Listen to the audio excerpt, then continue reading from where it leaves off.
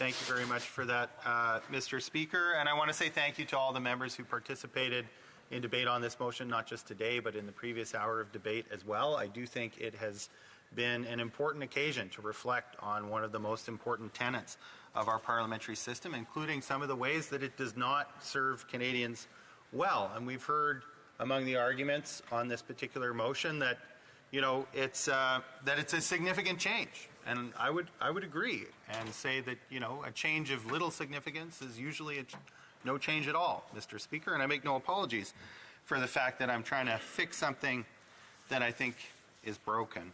We've heard a little bit, and the member for Perth Wellington in particular talked about what it means to unilaterally change the standing orders. But I want to offer him some reassurance that, in fact, in a minority parliament, there's no possibility of unilateral changes to the standing orders, because you can't pass a change to the standing orders without at least having two parties agree. And maybe he meant that changes to the standing orders have to be unanimous, but of course there is precedent for not having unanimous changes to the standing orders. I think it's important that they not be unilateral. In this case, they wouldn't be. With the Bloc supportive of this motion, all it would take would be the Conservatives to vote for it, and you would have three recognized parties in this House together forming a majority, making what I think is an important change to the standing orders. If we take Conservatives at their word, what they're saying is that they don't want to put any constraints on the Prime Minister's power without the Prime Minister first agreeing, and I think that puts the cart before the horse. As the opposition, we hold the government to account all the time and seek to limit the possibility of abuse of power by the government. We don't ask the government's permission. I find it strange that the Conservative leader now suddenly is saying he needs the Prime Minister's permission and agreement before he can do anything to limit his power over this place. A leader of the Conservative Party who just last week challenged the Speaker's authority to make a statement because question period might start late, and made appeal to the sanctity of this place, but he's happy to have this Prime Minister or any future Prime Minister shut this place down without so much as a wink of parliamentary accountability.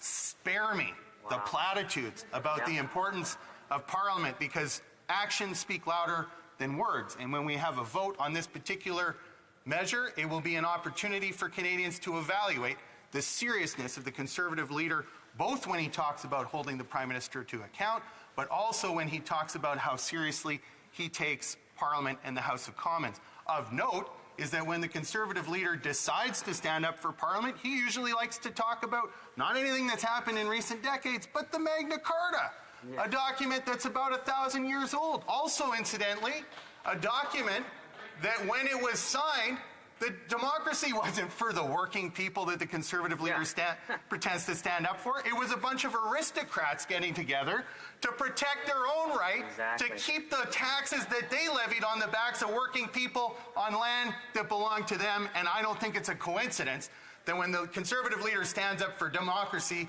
he stands up for an aristocratic version that serves his own interests very well, even as he protects the gatekeeping power of this Prime Minister to keep the seat warm until he thinks he'll get an opportunity to take it so that he can abuse those powers in similar fashion, just as his Conservative predecessor did, Stephen Harper, when that guy sat at the cabinet table. So let's give us a break on the sanctimony about Parliament as we watch this particular Conservative leader stamp on it when it doesn't suit his interests, and then pretend to care a lot about it suddenly when it serves his interests. And that fundamentally is what this is about. We heard also that it's a political decision, not a decision for the Speaker on confidence. Well, this doesn't make it a decision of the Speaker. What it does is it makes it a decision of this House, whether the House has confidence in the government, instead of leaving it to the Prime Minister to decide whether this House has confidence in him or not. That is not his decision.